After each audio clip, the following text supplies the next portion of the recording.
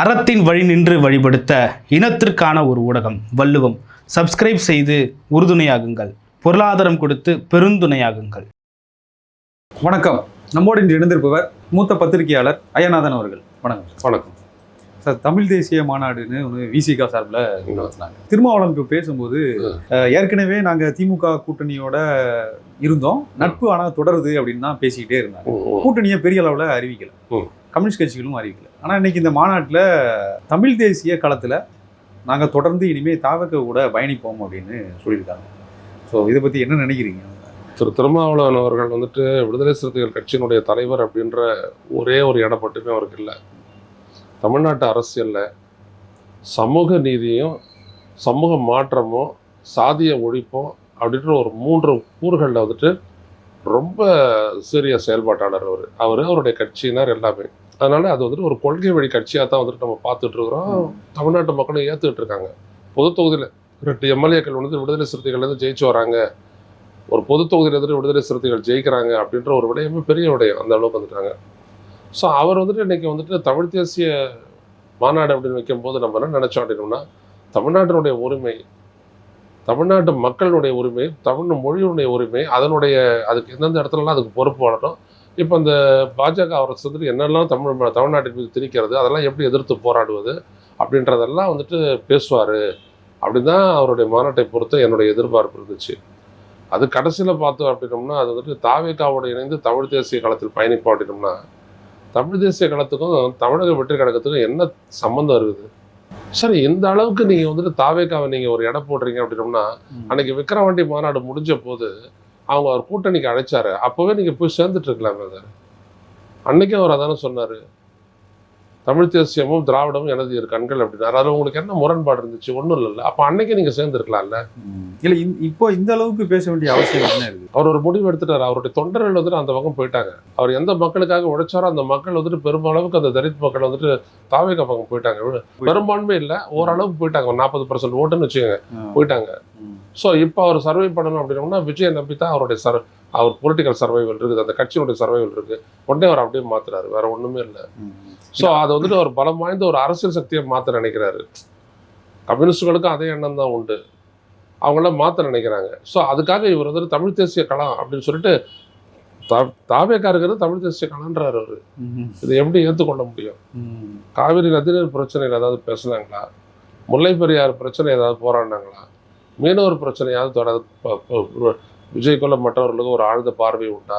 இல்லை தமிழ்நாட்டினுடைய அந்த நம்ம விவசாய நிலங்களை எல்லாம் காப்பாற்றுறதுக்காக போராடணுமே, 600 கிலோமீட்டர் மனித சங்கிலி போராட்டம் நடத்தணுமே, அது ஏதாவது அவர் இருக்கிறாரா? இல்லை இவிஎம்க்கு எதிரான போராட்டத்தில் அவர் இருக்கிறாரா? பாசிச சக்தி அப்படின்னோம்னா பாசிசமா பாயாசமா அப்படின்னு பேசுறவர் தான் விஜய். இவரை வச்சுட்டு நீங்கள் எப்படி தமிழ் தேசிய காலத்தில் செயல்படுவோன்னு சொல்கிறீங்க? நீங்கள் விடுதலை சிறுத்தைகள் இதற்கு மேலே தாவேகாவோடு இணைந்து செயல்படும், ஆழமாக செயல்படும், நட்போடு செயல்படும், கூட்டணியாக செயல்படும், ஒரு இரட்டை குழல் துப்பாக்கி, இப்படி ஏதாவது நீங்கள் சொல்லிட்டு போங்க. அதெல்லாம் அரசியலில் சகஜம். தமிழ் தேசிய தளம்னு எப்படி சொல்லுவீங்க நீங்கள்? இன்ன வரைக்கும் மொழியை ஒரு பிரிவினை கருவியாக பார்க்குறாரு விஜய். இனம் மதம் மொழி அப்படின்றாரு. ஏன் அவர் சொல்கிறாரு? நான் மொழியை பார்க்காதன்றாரு அவர். ஏன்னா இவர் கூட இருக்கிறவனெல்லாம் தெலுங்குக்காரன். புரியுதுங்களா? வேற எந்த மாநிலத்திலும் நடக்காதது நீங்கள் பார்த்தீங்க அப்படின்னா இங்கே விஜய் பண்ணுறாரு, துணிஞ்சு பண்ணுறாரு அவர். அது அப்படியே ஒரு விஷ்ணு ரெட்டி யார், ஒரு ஜான் ஆரோக்கியசாமி யார், இவங்கெல்லாம் யார்? இவர்களுக்கும் தமிழ்நாட்டு அரசியலுக்கு என்ன சம்பந்தம்? நீ தமிழ்நாட்டினுடைய பிரதிநிதியா, மாநில பிரதிநிதியாக நீங்கள் அனுப்பியிருக்கிறீங்களே வெங்கட்ராமா அண்ணா, அவர் உங்களுடைய படத்தை எடுத்த ப்ரொடியூசரு, அவருக்கும் தமிழ்நாட்டு அரசியலுக்கு என்ன சம்பந்தம்? நீங்கள் அவங்களோட இருங்க, அதெல்லாம் பற்றி வேற. நீங்கள் ஒரு சினிமாக்காரர், எல்லாரோடையும் உழுப்புங்க, எழுந்திருப்பீங்க, வேலை செய்வீங்க, ஏதோ ஒன்று பண்ணுவீங்க, அதை பற்றி வேற விஷயம். தமிழ்நாட்டு அரசியல் அவங்க எப்படி மையமாக்குவேன்னு நான் கேட்குறேன்.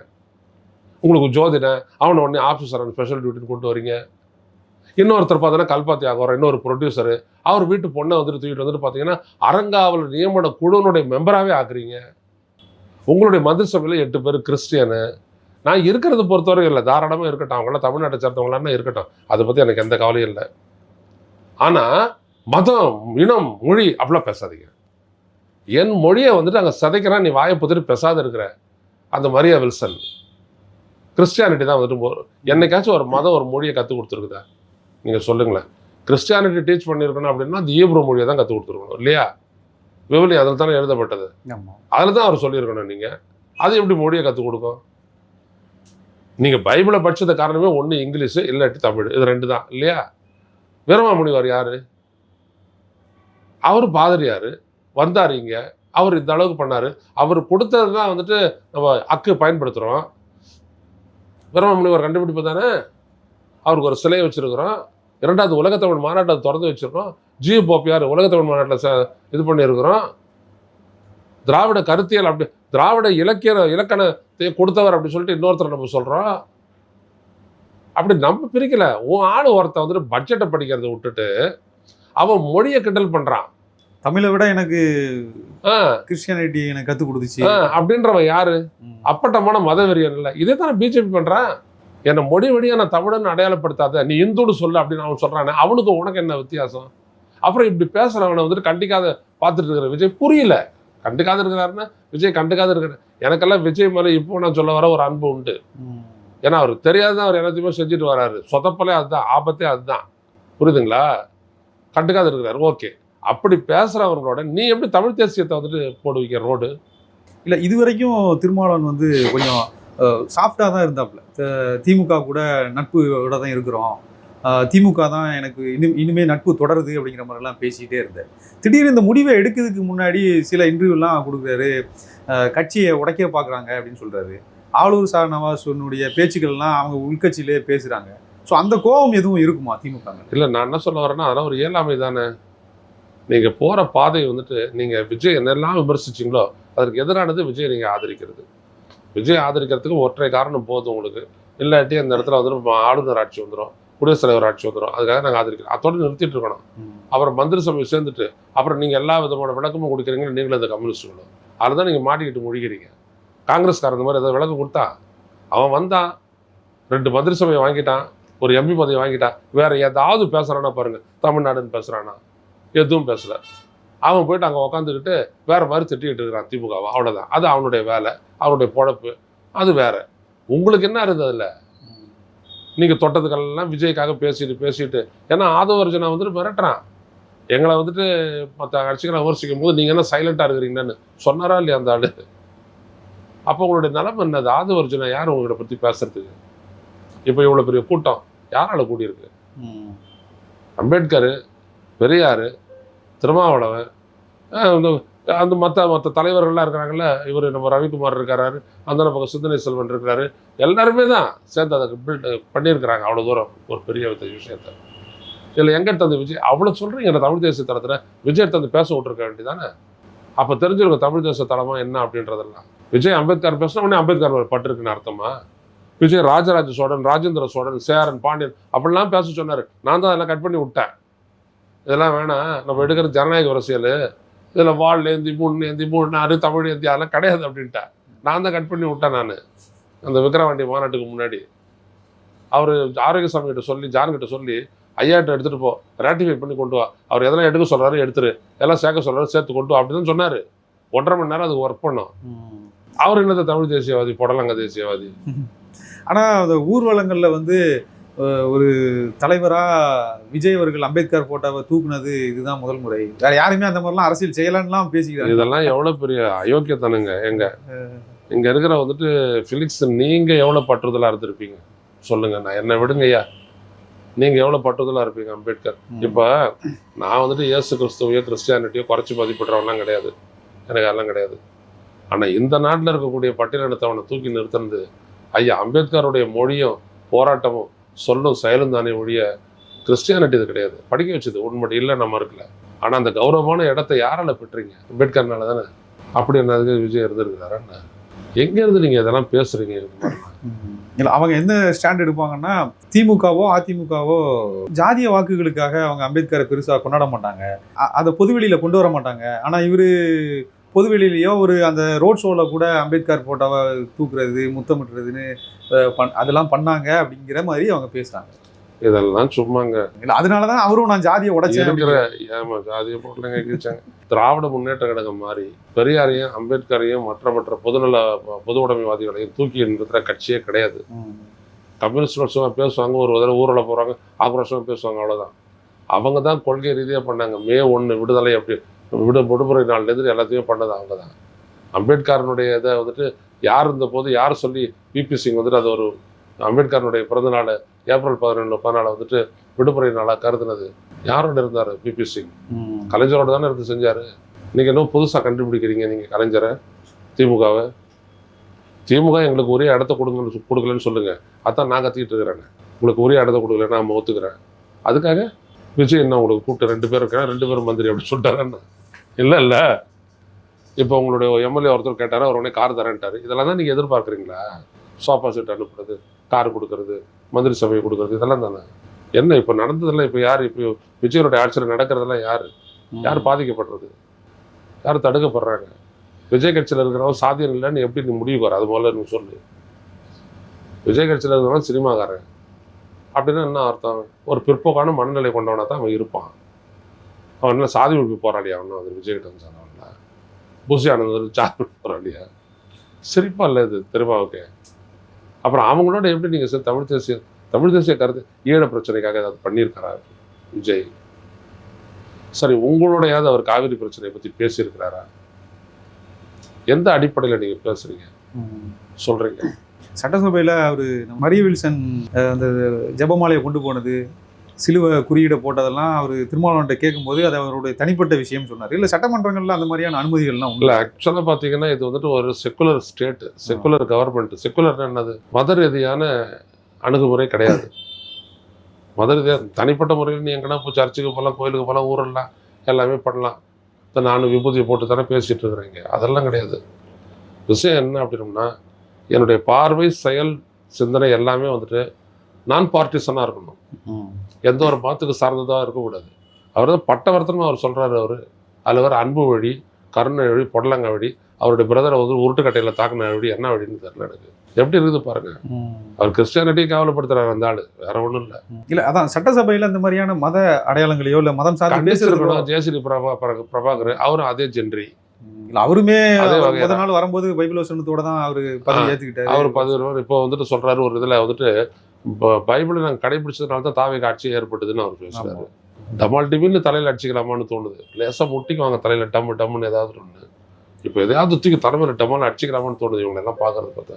அந்த ஆளு எல்லாத்துக்கும் வேடிக்கை பார்க்குறாரு. நம்பிக்கை அப்படின்றது நம்பிக்கைங்க. அந்த நம்பிக்கையில் எங்கேயோ போகலாம், அது வேற விஷயம். அதெல்லாம் விடுங்க. அந்த சுற்றிலும் படத்தை வச்சுட்டு இருக்கிறேன் அரவிந்தர் அண்ணையோட வந்து வேற. அரசியல்னு வரும்போது அது ஒரு பொதுமை தான். அது secularism. India is a sovereign, secular, sovereign, independent republic. அப்படிதான் நம்ம சொல்றோம். நம்ம அப்போ எங்க செக்குலர்னு வருது இல்லையா? அது அவரெல்லாம் தூக்கி வெளில போடலாம். இந்த நாட்டில் எல்லாமே அக்செப்ட் ஆகுது. பிஜேபி வந்துட்டா எல்லாமே அக்செப்ட் ஆகிடுது, அவ்வளோதான் சொல்கிறேன். இல்லை இப்போ திருமாவளவன் அவர்கள் வந்து தாவிக்க கூட தான் இனிமேல் கூட்டணி அப்படின்னு அறிவிச்சதுக்கப்புறம் திமுகவோட ஸ்டாண்ட் என்னவா இருக்கும்? ஒருவேளை தனித்து விடப்படுது? இல்லைங்க, அவன் கவலையே படலைங்க. இது முடிஞ்சு போன கதை, அவ்வளோதான். வரமாட்டாங்கன்னு முன்னாடியே விஜய் செய்யறது என்னது? முஸ்லீம், கிறிஸ்டியன், தலித், அவ்வளோதான். தலித், கிறிஸ்டியன், முஸ்லீம் அந்த ஓட் அவன் ஆரம்பத்துலேருந்து அவனுடைய திட்டம் அதான். என்கிட்ட ஜான் ஆரோக்கியம் பேசியா இருக்காரு. இது 3 பேரை எடுத்துட்டோம் அப்படின்னா திமுக காலினார் அவர். அப்போ பிசி அப்படின்னா நான் தான் சொன்னேன். அப்போ பிசி நான் என்ன பண்ணுவோம் அப்படின்னா, புரியுதுங்களா? இவங்க ஏவிஎம்மை வச்சு இவங்களை ஜெயிக்க வச்சாங்க. இவங்க போய்ட்டு உட்காந்துட்டாங்க ஆட்சியில். இவனுக்கு இப்படிலாம் நடந்துச்சுன்னு இவங்க கண்டுபிடிக்கிறாங்க புதுசாக. புரியுதுங்களா? அதாவது இந்த தீபாவளி அன்னைக்கு பாம்பு பட்டாசு ஒன்று இருக்குது தெரியுமா? கொளுத்தி விட்டா சர்ன்னு போகும். இப்படிதான் பாம்பு அப்படின்னா எப்படி? அந்த மாதிரியான கதை தான் அது. எந்த விதமான சம்மந்தமும் இல்லாத அவங்க செய்திருக்கு. அவர் விஜய் பாருங்க, பிரசிடென்சி காலேஜில் இருக்கிற மாணவர்கள் வந்துட்டு சரியான சோறு இல்லைன்னு சொல்றாங்க. அவங்க போராடுறாங்க, அங்கே விட்டுட்டார் அவர். இங்கே ராஜா ஹாஸ்டலில் வந்துட்டு சாப்பாடெல்லாம் நல்லா இருக்குன்னு கேட்குறாரு. ஏன்? தலித் ஓட்டு வேணும் அவர், அவ்வளோதான். அங்கே போனால் முட்டி போட்டு நடக்கிறாரு, இங்கே போனால் தொப்பி போட்டுட்டு நடக்கிறாரு. ஸோ அதெல்லாம் தெரியுது. அதுக்கேற்ற மாதிரியான ரியாக்ஷன் இருக்குது சொசைட்டியில். இல்லைன்னு சொல்ல வரல. அப்படிதான் இருக்குது. அதுக்கேற்ற மாதிரி அதெல்லாம் விஜய்க்கெல்லாம் நல்லா தெரியுது. நம்ம எது சொன்னாலும் அதுக்கு ஒரு ரியாக்ஷன் இருக்கும். அதில் நம்மளுக்கான பாசிட்டிவான விஷயம் வரும்ன்றதுலாம் தெரியுது அவருக்கு. ஆனால் கடைசியில் வந்துட்டு செய்யறது என்ன செய்யறாரு பாருங்க. அதான் இப்போ தகைசால் விருது அவர் கிருஷ்ணசாமி அவர்களுக்கு என்ன தகைசால் இல்லை, ஒருவேளை அது காங்கிரஸினுடைய மேற்பார்வையில் தான் இவங்க எல்லாமே இந்த திட்டமிடல் எல்லாமே இருக்குதோ? இல்லைங்கய்யா, இவருக்கு வந்துட்டு அடுத்த எலெக்ஷன் வரைக்கும் அவர் காங்கிரஸை ஏமாத்துவாருங்க விஜய். 29 வரைக்கும். ஆமாம், 29 வரைக்கும். 29 அவருக்கு ஒரே பயணம் தெரியுங்களா? திமுக பாஜகவோட போயிடக்கூடாது. அந்த பயம்தான் அவருக்கு. அதுக்கு என்னெல்லாம் பண்ணணுமோ பண்ணிட்டு இல்ல அதனால அவர் என்ன பண்றாரு, திமுக மிரட்டுறா, நீ யார் தெரியுமா, நீ பாசிசம் சொல்ற, ஆனா நீ அவனோட ரகசிய கூட்டம் வச்சிருக்கிற அப்படின்னு சொல்லிட்டு இருக்காரு. டபால்னு ஒரு நாள் நாளைக்கு பிஜேபியோட கூட்டணின்னா, இப்ப உதயநிதியை போட்டு அரெஸ்ட் பண்ணல, ஏன் உன்னால தொட முடிஞ்சுதா நயனார் நாகேந்திரனை? மூச்சு விட்றான்லாம் பாருங்க எவனா ஒருத்தன், ஏன் அவ்வளோதான். பிஜேபியோட இவர் சேர்ந்துட்டாருன்னு வச்சுக்கோங்க, அதுக்கப்புறம் உதயநிதி உள்ள நடந்தா இவர் எழுந்து நின்று வணக்கம் போடுவார். யாரு? விஜய். இவங்கெல்லாம் இவ்வளோதாங்க. இவங்கெல்லாம் மோடிக்கிட்டையும் ஜெயலலிதாட்டையும் இவங்கெல்லாம் எப்படி நடந்துக்கிட்டாங்க? ஏன் அன்னைக்கெல்லாம் ரசிகர் மன்றம் அந்த பலம்லாம் இல்லையான்னு இருந்துச்சு. இவ்வளோதான். இவங்க ஒரு சுயநல வாழ்க்கை இருந்து சுயநல அரசியலுக்கு வராங்க, அவ்வளோதான். நான் பார்த்துட்டு தானே சொல்கிறேன் எல்லாத்தையும். அப்புறம் என்ன பண்ணிவிடுவார் அவர்? ஸோ அவருக்கு பயம் என்னன்னா, பிஜேபியோட அவங்க கோத்துக்கிட்டாங்கன்னா நம்ம மேட்டரை முடிச்சிருவாங்க. பிஜேபியோட எவன் சேர்றான்னா அவன் ஜெயிக்க போகிறான். இந்தியாவில தான் நியதி. இவிஎம் அவன் கையில் இருக்குது, வச்சு குத்துன்னு குத்துறான்னா முடிச்சு போச்சு. அடுத்த முறை தூக்கி வெளில போட்டா என்ன பண்ணுவேன் நீ? கொண்டு பெரிய ஒரு மக்கள் சத்தியாகிரகத்தை யாரையும் பாரு, ஒன்றும் பண்ண மாட்டார், அவ்வளோதான். அது ஒரே நாடு ஒரே தேர்தலுக்குள்ளே ஒழிச்சு விட்டு போய்கிட்டே இருப்பான். ஏற்கனவே கடுப்பில் இருக்கிற அமித்ஷா, ஒரு கிறிஸ்டியன் வந்துட்டு ஒரு மாநிலத்தோட சீஃப் மினிஸ்டர் ஆனதில் அவ்வளோ கடுப்பில் இருக்காரு. அந்த மாதிரி இருக்காரு. அந்த மாதிரி அது அவங்களுடைய அரசியல், அதுக்கேற்ற அரசியல் இவரது எதிர் அரசியல், இவ்வளோதான். ஸோ அது வரைக்கும் பார்க்குறாரு. 29 கட்டாயம் ஒரு பிஜேபியோட போவார், திமுக போகலன்னா அந்த இடத்த இவர் ஃபில்அப் பண்ணுவார். எழுதி வச்சுங்க. காங்கிரஸை கழட்டி விட்டுருவாங்க. காங்கிரஸ் ஒரு கழட்டி விட்டுருவாரு. காங்கிரஸ்காரன் என்ன விஜயோட இருந்து ஒரு 5 சீட்டை பிடிக்கலாம் அப்படின்னு பார்க்குறான் அவன். இப்போ சுயநல அரசியலில் எது தமிழ்நாட்டுக்கு நல்லது கெட்டதுன்னா இவங்க பார்க்கவே போகிறது இல்லையா? அதாவது இப்போ சட்டமன்றத்தில் இன்னைக்கு 4 நாள் லீவுக்கு அப்புறம் சட்டமன்றம் ஆரம்பிச்சாங்க. அதில் 100 நாள் ஆயிடுச்சு, தாவேக்காவுடைய அரசு 100 நாள் ஆயிடுச்சு.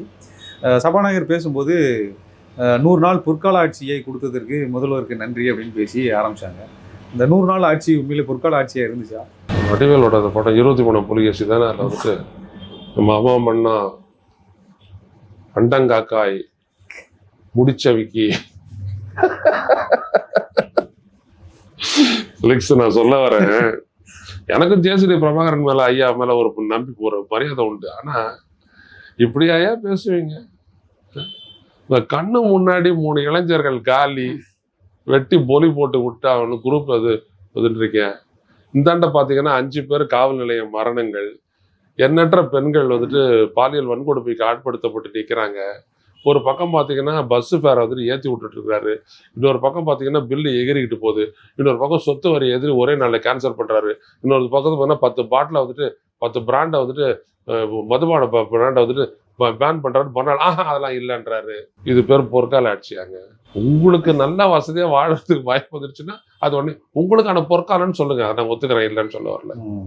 இல்லாட்டி இதெல்லாம் மாமா மண்ணா முடிச்சவிக்கு அண்டங்காக்காய் கதை தான். அதெல்லாம் இல்ல, நாங்க ஊழலை ஓரளவு கண்ட்ரோல் பண்ணிட்டோம். இப்போதைக்கு இப்ப நடந்த பதிவுலாம் பாத்தீங்கன்னா நான் அந்த அளவுக்கு பயப்படுறாங்க. நான் ஒரு அடியை முன்னாடி எடுத்து வச்சிருக்கிறேன், பயப்படுற அளவுக்காவது நான் கொண்டு வந்திருக்கிறேன், இதை எந்த அரசாங்கமே செய்யலை அப்படின்னு சொல்றாங்கல்ல. உன் கூட இருக்கிறவன் 200 கோடி விஷயத்தை மட்டும் சொல்லு. அது மேல ஒரு என்கம்ப்ரஸ்மெண்ட் இருக்குது, வில்லங்க இருக்குது, எப்படி ரெஜிஸ்டர் ஆகும்? நீங்களும் விவரம் தெரிஞ்ச பத்திரிகையாளர், நானும் பத்திரிகையாளர். சொல்லுங்க, நீங்க ஒரு சொத்தை வாங்க போறீங்க, அதுல வில்லங்க இருக்குது, எப்படி நீங்க ரெஜிஸ்டர் பண்ணுவீங்க சொல்லுங்க. நான் வேற எதையும் கேட்கலையே. ஒருத்தன் சொல்றான் தெரியாம பண்ணிட்டான்ட்டு, மந்திரி இல்லையே ஒருத்தன் தெரியாம பண்ணிட்டான்னு சொல்லிட்டு அந்த ரமேஷ் சொல்றாரு. இன்னொரு மந்திரி சொல்றாரு இந்த குற்றத்துக்கு யார் பொறுப்போ அவங்கள தண்டிப்போம் அப்படின்றாரு. ஸோ இப்போ எல்லாத்தையும் உள்ள வச்சுட்டீங்க. ஏன் உள்ள வச்சுக்க? அவன் செஞ்சதில் ஏதாவது பிழை உண்டா? 2 கோடி ரூபாய்க்கு கிரயம் பண்றீங்க, எப்படி இது ஊழல் இல்லைன்னு சொல்றீங்க? 1 பேர் அப்படியே பயம் இருக்குன்றிய, அவனுக்கு வாழ்க்கையே போயிடும். யாருக்கு? ரெஜிஸ்ட்ராருக்கும் சப் ரெஜிஸ்ட்ராருக்கும். அவன் எப்படி அதை செஞ்சிருக்க முடியும் உங்களோட இன்ஃப்ளூயன்ஸ் இல்லாம? மேலிட தொடர்பு எல்லாம் பண்ண முடியாது. இதெல்லாம் கதை அளக்குறாங்க இவங்கெல்லாம். ஒரு தாவேகா காரணம் சும்மா துடிப்போட இருக்கிறான், அடி கொள்ளையடிச்சு நிமித்தணும்ட்டு. சரிதானே இருக்கிறானா இல்லையா? சட்டசபையில திமுக ரொம்ப அமைதியா இருக்கு, ரொம்ப சமரசம் பண்ற மாதிரி இருக்கு. பெரிய பெரிய அளவுல இந்த மாதிரியான விஷயங்கள் எல்லாம் எதிர்த்து கேள்வி கேட்கலங்கிற குற்றச்சாட்டு. நீ காத்தால இருந்து பாத்தீங்கல்ல, நான் எல்லாம் வந்து பார்த்துட்டு தான் இருந்தேன். ஒரு விஷயத்துக்கும் செம்ம பதிலடி கொடுக்குறாரு ஒரு உதயநிதி. நானே எதிர்பார்க்கல இவ்வளவு தூரம் ஒரு அரசியல்வாதியா இருப்பாருட்டு. அவர் சொல்றான், நாங்க 200 கோடி ஒதுக்கி இருக்கிறோம் இந்த மாதிரி போதைப் பொருள் ஒழிப்புகள்லாம் அப்படின்னு. அப்படியா? இந்த உங்க முதலமைச்சர் வந்துட்டு மெடல்ல மாட்டினார, அவங்கெல்லாம் வந்துட்டு நல்லா பணியாற்றுறாங்க, போதைப் பொருள் தடுப்பில் பணியாற்றுறாங்கன்னு யாருடைய ஆக்சிடென்ட் கேளு அப்படின்னு சொன்னாங்க. இப்போ புரியுதா நாங்கள் என்ன பண்ணோம் அப்படின்ட்டு. முதல்ல இந்த மாதிரி ஒரு ஆக்ஷன் டீமை வந்துட்டு உருவாக்குனதே 2021 ஸ்டாலின் தான் அப்படின்ட்டு பதிலடி கொடுத்தாரு. ஒன்றும் பேசலையா அவங்க? அதோட அர்ஜுன் அடங்கிட்டாரு அவரு. அவரு சொல்றாரு 2021 தான் போதை பழக்கமே அதிகமாச்சு, அதாங்க அதனாலதான் நீங்க உருவாக்குனீங்க. அதாங்க அவர் சொல்றாருங்க. நம்ம கிட்ட இருக்குங்க டீட்டெயில்ஸ். எப்போ வந்துட்டு நார்கோட்டிக்ஸ் கண்ட்ரோல் பேர் உருவாக்கப்பட்டது? சும்மா போடுங்க, அதை பார்க்கக்கூடிய வீடியோ எல்லாம். நார்கோட்டிக்ஸ் கண்ட்ரோல் பேர் தான் இந்திய அளவுக்கு நோடல் ஏஜென்சி. அவங்க தான் எல்லா மாநில அரசோட கலந்துக்கிட்டு செயல்படுறாங்க. உள்துறை அமைச்சகத்தின் கீழ் அது செயல்படுது. அது எப்போ உருவாக்கப்பட்டதுன்றதை பாருங்க, அப்போ தெரியும் எவ்வளவு போதைப் பொருள் பயன்பாடு இங்கே இருக்குது. அது எப்படியெல்லாம் போதைப் பொருள் பயன்பாட்டுக்கு வந்திருக்குன்ற டேட்டாவே இல்லை உள்துறை அமைச்சகத்துக்கிட்ட. ஆனால் பிடிச்ச டேட்டா இருக்குது. ஃபைல் நான் வச்சிருக்கிறேன். நம்ம இவர் இருக்கிறாரு ஐயா மோடிஜி 24 முன்னாடி சொன்ன உடனே எல்லாத்தையும் உள்துறை அமைச்சகத்துலேருந்து எடுத்த ஃபைலெல்லாம் நான் நிறைய வீடியோவில் நான் பேசியிருக்கிறேன். சும்மா இவங்க வந்துட்டு என்ன நினைக்கிறாங்க, சட்டப்பேரவையில் வந்துட்டு புளிவிட்டா ஒருத்தர் வந்துட்டு ஒன்று சொல்கிறான், அதுக்கான எதிர் ஆதாரம் இல்லைன்னு வச்சுக்கலாம், அது உண்மையா? பேச சொல்லுங்க வழியில், எவ்வளோ எழுதி நான் இருக்கிறேன், பேசுங்க வந்து இல்லை. இல்லை அதான் மரிய வில்சன் பேசும்போது எனக்கு தமிழை விட மதம் சொன்னிச்சு, மதம் தான் எனக்கு அன்பையும் இதையும் போதிச்சிச்சு அப்படின்னு சொன்னார்ல. ஏன் திமுக இன்னும் அடிச்சு இறங்கியிருக்கலாமே அப்படின்னு ஒரு ஆதங்கம் இருக்குது மக்கள்கிட்ட. இல்லை அதெல்லாம் உண்மைதான். அதாவது அது வந்துட்டு ஆக்சுவலாக நீங்கள் நான் அதிகமாக பேச வைக்காதீங்க. நானெல்லாம் உள்ளபடியே ஒரு உணர்வான. நேற்று நைட்டு கூட நான் வந்துட்டு இதுக்காக குமரிக்கிட்டு இருந்தேன். நாமெல்லாம் ஒரு 30 வருஷத்துக்கு முன்னாடி இந்த மாதிரி ஒருத்தர் இருந்திருந்தாருன்னு நான் சொல்ல வரேன். 10 பேர் சேர்ந்து இவரை கடத்தி கொண்டு போய் இழுத்து வச்சு நாக்க அறுத்துட்டு இருக்கோம். நம்ம வந்துட்டு எல்லாமே தலைவர் விபி சிங்கோட போய் அப்படியே ஜனநாயக அரசியலில் ரொம்ப இதாகி அப்படியே பண்ணி அப்படியே எல்லாத்தையும் வந்துட்டு சரியாக செய்வோம் அப்படின்றதுக்காக எல்லாத்துக்கும் ஒரு தீர்வை தேடுவோம் அப்படின்னு சொல்லிட்டு அவரோட போகிறவங்க நாங்களாம் அந்த மாதிரி ஆயிட்டோம். எவ்வளோ பெரிய கோவம் இருக்குது தெரியுங்களா எனக்கு? இந்த மாதிரி பேசலாமா நீ? தமிழ்நாடு சட்டப்பேரவைன்னு பேசுறது நீ யாரு? உனக்கு என்ன தெரியும்? உனக்கு சட்டம் தான் தெரியுமா? இல்லை நிதி தெரியுமா? ஏதோ எங்கேயோ நின்று விஜய்க்கு வந்துட்டு அந்த இதுக்கு வந்துட்டு பணம் கொடுத்த, அவர் கொடுத்தாரு, மேட்டர் பிடிச்சி போச்சு, ஒரு இடம் முடிச்சேன். அவன் கட்சியை காப்பாத்துறான், அவன் ஒரு இடம் முடிச்சிட்டான். அது அர்ஜுனா ரெட்டி. இப்படிப்பட்டவங்க தான் விஜயை சுற்றி இருக்கிறீங்க. அது எவ்வளோ பெரிய கொடூரமான விஷயம். திமுக ஒன்றும் தமிழை காப்பாற்ற வேண்டியது இல்லைங்க. தமிழை காப்பாற்றி அவங்கள காப்பாற்றிக்கிட்டோம். தமிழை காப்பாற்றுறதுக்கு தமிழுக்கு தெரியும். யார் இதெல்லாம் ஒன்று எல்லாரும் கொதிச்சுக்கிட்டு தான் இருக்கிறோம். என்ன பண்றது, நம்மளுக்கு 70 வயசு ஆயிடுச்சு. இல்ல ஒருவேளை அவங்க ப்ரியாரிட்டியில போயிடுது எல்லாமே. இப்ப நாங்க இவிஎம் ஒழிப்புல நாங்க ஈடுபட்டிருக்கோம். பெரிய மக்கள் இயக்கம் உண்டு பண்ணிட்டு இருக்கோம். இப்படி கொஞ்சம் டைவர்ட் ஆனோம்னா இதுல இழுத்துட்டு போயிடும். அதனால பேசாத இருக்கிறோம். இல்லாட்டி எவ்வளவு கோவம் வருது தெரியுங்களா இந்த மாதிரி பேசுறதுக்கு. இவருக்கு அது வந்து கத்து குடிச்சுதான் கிறிஸ்டியானிட்டி, அன்பு வழி. பாதிரியார் விட்டு சொன்னார் போல, அன்பு வழி, கருணை வழி, பொடலங்க வழின்னு. பைபிள்ல இருக்கிற ஒரே கிறிஸ்டியன் தான் லாஸ்ட் கிறிஸ்டியன். அவன் வந்து சிலுவையில் செத்து போயிட்டான் அப்படின்னு சொல்லிட்டு சொல்றாங்க. The last Christian was straight forward. ஏன்னா அவர் அப்படிதான் பேசினார். அவர் எடுத்த வாதங்கள்லாம் அப்படிதான் இருக்கும். நாங்கள் ஈழ பிரச்சனை தொடர்பாக ஒரு கேஸ் போகும்போது, அயர்லாந்தில் அந்த கேஸ் நடக்கும்போது, அந்த கேஸில் ஜட்ஜாக உட்காந்து அவர் சொன்னார், இந்த ரெபலியன்ஸ் அப்படின்னு விடுதலை புலிகளை சொல்லும் போது அங்கே இருக்கிற ஜட்ஜாக இருக்கிறவங்க சொன்னார், Jesus Christ was a rebellion அப்படின்னு தான் சொன்னார். ஜீசஸ் கிரைஸ்ட் ஒன்றும் மதத்தில் ஏற்றுக்கிட்டவரெல்லாம் கிடையவே கிடையாது. அவர் ஒரு சுதந்திர சிந்தனையாளர். அவர் பேரில் வந்த மதம் தான் கிறிஸ்டியானிட்டி. அவர் வந்துட்டு உடனே போட்டுக்கிட்டு ஒரு முத்திரை குத்தி இந்த மாதிரி அதெல்லாம் அந்த அவருக்கு சம்மந்தப்பட்டதா நீங்களும் கிறிஸ்டியன் தான், அவரோட சம்மந்தப்பட்டதா கிறிஸ்டியானிட்டி? அதெல்லாம் ஒன்றும் கிடையாது. அவர் போதனையை வாழ்க்கையை கொண்டு போகிறவங்க கிறிஸ்தவர்கள், அவ்வளோதான், முடிஞ்சு போச்சு. இதில் வந்துட்டு என்ன இருக்குது பாகுபாடு பார்க்கறதுக்கும் அதுதான் அடிப்படைன்னு சொல்கிறதுக்கும் என்ன இருக்குது? ஒரு நாகரிகமும் அதற்கான அடிப்படைகளை வளர்த்துக்கிட்டு தான் வந்திருக்கு. கடைசியாக வந்து சேர்ந்தது தான் மதம். அதுக்கப்புறம் தான் இனப்படுகொலையே வருது.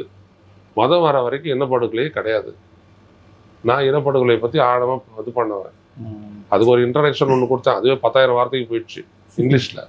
நிறுத்திக்கிட்டேன், எவன் படிக்க போகிறான் அதெல்லாம் அப்படின்ற மாதிரி. அப்போ நீங்கள் கவனிக்கணும், நீங்கள் மதத்தை எங்கே கையாளணும்ன்ட்டு. நல்லா ஆன்மீகத்தை தான் பிடிச்சிட்டு இருக்கிறேன், இந்து மதத்தெல்லாம் கிடையாது. நான் தமிழன் தான் என்ன சொல்லிக்குவேன். ஆன்மீகம் தான் அவருக்கு வந்து அரவிந்தர் கற்றுத்தராரு. ஆன்மீக வழியில் இறைவனோடு ஒன்றித்தல் யூனியன், அதான் யோகா அப்படின்ற அடிப்படை தான் நாங்கள் நிற்கிறோம். இது அது அப்படிலாம் கிடையாது. அவரோட கிறிஸ்டியன் முஸ்லீம் எல்லாரும் தான் ஒன்றா பண்ணாங்க. எங்களோட சபரிமலைக்கு போனவங்களாம் எல்லாரும் தான் இருந்தாங்க. நாங்கள்லாம் பார்க்கறது இல்லை இல்லைங்களா? அங்கே போனீங்கன்னா சபரிமலைக்கு போகிற வழியில் பார்த்தீங்க அப்படின்னா அங்கே வந்துட்டு வாவர் மாசத்தில் இருக்குது. நாங்கள் என்ன பண்ணாங்க, விபூதி கொடுக்குறாங்க. அங்கே தான் பேட்டை துள்ளன்னு எகிரி குச்சிட்டு எல்லாமே பாடுறது. இந்த நாடு வந்துட்டு எல்லாத்துக்குமே வந்துட்டு ஒரு இது கொடுக்குதுங்க. பிஜேபி வந்து தான் அதை முன்னிலைப்படுத்தி வேற மாதிரி கொண்டு போனால் கடைசியில் அவங்க திருடனுங்கன்னு மாட்டிக்கிட்டானுங்கன்னு வச்சுக்கோங்க. ராமர் கோயில் திருட எவ்வளோ பெரிய திருட வந்துருக்குது. தங்கத்தை தனியாக திருடி இருக்கிறானுங்க, வெள்ளியை தனியாக திருடி இருக்கிறானுங்க, துட்டை தனியாக திருடி இருக்கானுங்க, எல்லாத்தையுமே திருடி இருக்கிறானுங்க. ஸோ அதனால இதை வந்துட்டு யாராவது பேசுவானா சட்டப்பேரவையில்? அப்படி யாரு கேட்டது சொல்லுங்க பார்ப்போம். இல்லை இப்பவுமே சட்டசபையில விவாதமா எல்லாம் நடைபெறுது. ஏன்னா ஒருத்தருக்கு ஒருத்தர் குறை சொல்லிட்டு இருக்கிற மாதிரியான ஒரு துணியா அது ஈஸியான எஸ்கேபிசம். முன்னாடி இருந்த ஸ்டாலின் ஆட்சி சாதனை தான். ஸ்டாலினுடைய சாதனை ஒப்பிட்டு வச்சு அதை பேச சொல்லுங்க பார்ப்போம். உங்களால எதுவும் பண்ண முடியாது. ஏன்னா பணத்துக்கு வழி இல்லை. இப்போ வரியை ஏற்றுனீங்களா? எதுக்கு ஏற்றுனீங்க? ஏன் கைவிட்டீங்க அடுத்த நாள்? ஒரு கார்பரேஷன்ற ஒரு அமைப்பு இருக்குல்ல, அது ஜனநாயக அமைப்பு தானே. அந்த ஜனநாயக அமைப்போட கலந்து ஆலோசிச்சு தானே நீ பண்ணணும். ஒரு நோட்டிஃபிகேஷன் கொடுக்கணும், மக்கள் கருத்தறியணும், எவ்வளோ செய்யணும், தூக்கி ஏற்று அப்புறம் பார்த்துக்கலாம் அப்படின்றது என்ன விதமான அராஜகம் அது? அதுக்கு பேர் ஜனநாயகமா? இதை செஞ்சது யாரு? அப்போ விஜய் சொல்லாது இதெல்லாம் நடந்திருக்குமாண்ணா? அப்போ யார் கையில் இருக்குது ஆட்சி? பாருங்க, நீங்கள் டிரான்ஸ்போர்ட்டை ஏற்றி விட்டீங்க சில இடங்களில், அதை பார்த்துட்டு ப்ரைவேட்டை ஏற்றிக்கிறான். நாம் இங்கே உட்காந்து எல்லாமே சொல்லிட்டு இருக்கிறோம். சரி, இவருடைய ஆட்சியில் எது வரும்னா அனார்கி. எதுவுமே சரியா இருக்காது. நீங்க பொறுத்துறது பாருங்க, எல்லாம் வெறும் அனார்கியா தான் இருக்கு. ஏன்னா அவர் கான்சன்ட்ரேட் பண்ண மாட்டேங்கிறாரு. அவருக்கு தெரியாது, அவரால் யோசனைக்கு கொண்டு போக முடியல. அவர் வச்சு மற்றவங்க செயல்படுறாங்க, அவ்வளவுதான். இல்லை, அவங்க இன்னொரு முக்கியமான குற்றச்சாட்டு என்ன வச்சாங்கன்னா, திமுக தங்களோட ஊழலை மறைக்கிறதுக்காக தான் சனாதனம், இல்லை பிஜேபி எதிர்ப்பு, இல்லை மொழி திணிப்பு, அப்படிங்க ஹிந்தி திணிப்புங்கிறதெல்லாம் அவங்க கையில் எடுத்தாங்கிறத சட்டசபையிலேயே அவங்க குற்றச்சாட்டு வைக்கிறாங்க. தாராளமாக வைக்கட்டுங்க, தாராளமாக நிரூபிக்கட்டுங்க. ஊழல்னு சொல்லிட்டா ஊழல் வந்துட்டு அவங்கள ஊழல்னு சொல்லிட்டாரு உடனே விஜய் உடனே மறுநாள் கதை தூக்கி போய் ஜெயிலில் போட்டுருவாங்களா? நீ கேஸ் போடணும், அது விசாரணை நடக்கணும். செய்யு, உன்னை யார் வேணான்றது? தாராளமாக செய்யு. பிஜேபி கூட செந்தில் பாலாஜி மேலே செஞ்சான், 414 நாள் 64 நாளும் உள்ள வச்சான். எதை நிரூபிச்சிங்கன்றது சொல்லுங்க. நிரூபிச்சிங்களா? நீங்கள் கூட 10 ரூபா பாட்டிலுக்கு 10 ரூபான்னு பஸ்ஸு மேலே டான்ஸ் ஆடினீங்க, 41 பேர் செத்தான், ஓடி வந்துட்டீங்க அந்த இடத்த விட்டு. பாட்டிலுக்கு 20 ரூபா வாங்கினா உங்களால் என்ன பண்ண முடிஞ்சது? நீங்கள் இதே மாதிரி தான் அரியலூரில் போயிட்டு மூட்டைக்கு 40 ரூபா அப்படின்னு சொல்லிட்டு பாடினீங்க. இப்போ அது வாங்குறானா இல்லையா? அது நியாயப்படுத்துகிறானா இல்லையா உன்னோட நிதி அமைச்சர்? அப்புறம் என்னத்தை நீங்கள் ஒழிச்சிங்க கடை ஊடலை? இப்போ இந்தாண்ட பக்கம் டாஸ்மாக் இருக்கலாம், அங்கே நியாய விலை. அதுலேருந்து 100 மீட்டருக்கு அந்தாண்ட ரெட்ரோ பாரு, அங்கே என்ன விலை சொல்லுங்க. உங்க கூட இருக்கிறாரு அந்த விஷ்ணு ரெட்டி என்ன பார்ட்டை ப்ளே பண்ண போறாரு? அவர் உங்களுடைய கவர்மெண்டோட அப்பாயின்மெண்ட் அதை வெளியிட்டு இருக்கீங்களா? நீங்க என்ன பண்றீங்க? அந்நிய அரசு விட்டு அவர் வந்துட்டு கேபினெட் மீட்டிங்ல அவங்க 2 பேரும் கலந்துக்கலன்றீங்க. ஆனா அவங்களுக்கு அலுவலகம் கொடுக்கப்பட்டிருக்குதா இல்லையா? செக்ரட்டேரியட்ல என்ன அடிப்படையில் கொடுக்கப்பட்டிருக்கு? அப்போ அதெல்லாம் ஸ்கேம் கிடையாது. எதுக்காக இவங்களாம் வந்துருக்குறாங்க? எல்லாம் கொஞ்ச நாள் வெடிக்கும். இப்போ என்டிஏ கூட்டணியிலையும் திமுக இல்லை. தமிழ்நாட்டில் 3வது கட்சியாக நாங்கள் ஆரம்பிக்க போகிறோம் அப்படின்னு கிருஷ்ணசாமி, புதிய தமிழகம் கட்சி, நாம் தமிழர், அப்புறம் தமிழர் வாழ்வுரிமை கட்சி 3 பேரும் கூட்டாக பேசுகிறாங்க. அந்த மாதிரியான தகவல்கள்லாம் வெளியில் வருது. ஸோ இந்த மாதிரி 3வது கட்சியாக நாங்கள் வளர்றதுக்கான வாய்ப்பு இருக்குன்னு அவங்க சொல்கிறதும், விடுதலை சிறுத்தைகள் வந்து தாவேகா கூட போகிறது, திமுக தனியாக நிற்கிறது, இது வாக்குகள் பிரியறதுக்கான வாய்ப்பு இருக்காது இல்லைங்க. இப்படி ஒரு ரீஃபார்மேஷன் ஆகத்தான் செய்யும். இதில் பாதிக்கப்படக்கூடிய கட்சிகள் வந்துட்டு காங்கிரஸும் பிஜேபியும் தான் இருக்கும். இவங்களாம் வெளியில் தள்ளப்படுவாங்க. இப்போ இந்த தாவேகாவோட இருப்பு எல்லாமே பார்த்தீங்கன்னா அடுத்த தேர்தலை ஒட்டி தான் இருக்குது. அது அவங்களுக்கு ஏன்னா ஒரு வெற்றி தான் அவங்களுடைய ஒரே அடித்தளம், ஒரே பலம். அதுதான் அவங்க நிற்கிறாங்க இன்னைக்கு. இந்த வெற்றியை வந்து அவங்க அடுத்த தேர்தலில் தக்க வச்சா அதுக்கு ஒரு கட்சியாக நீடிக்கும், இல்லாட்டி நீடிக்காது. திமுகவை பொறுத்த வரைக்கும் என்னன்னா அவங்க வெற்றி பெற்று அவங்களை எஸ்டாப்ளிஷ் பண்ணி ஆகணும். ஸோ எல்லாருக்குமே வெற்றின்றது நெசசிட்டி. அந்த வெற்றியை யார் வழியாக பெற முடியும்? பிஜேபி வழியாக தான் வெற்றியை பெற முடியும். பிஜேபி இல்லாத நீங்கள் வெற்றி பெறணும்னா முதல்ல இவிஎம் ஒழிச்சாகணும். ஸோ எந்த பக்கம் வரீங்கன்றது கட்சிகள் முடிவு எடுக்கட்டும். அது அவங்க தான் முடிவு பண்ணணும். ஆமாம். ஓகே சார், உங்களுடைய கருத்துக்களை மிக தெளிவாக முடிச்சது.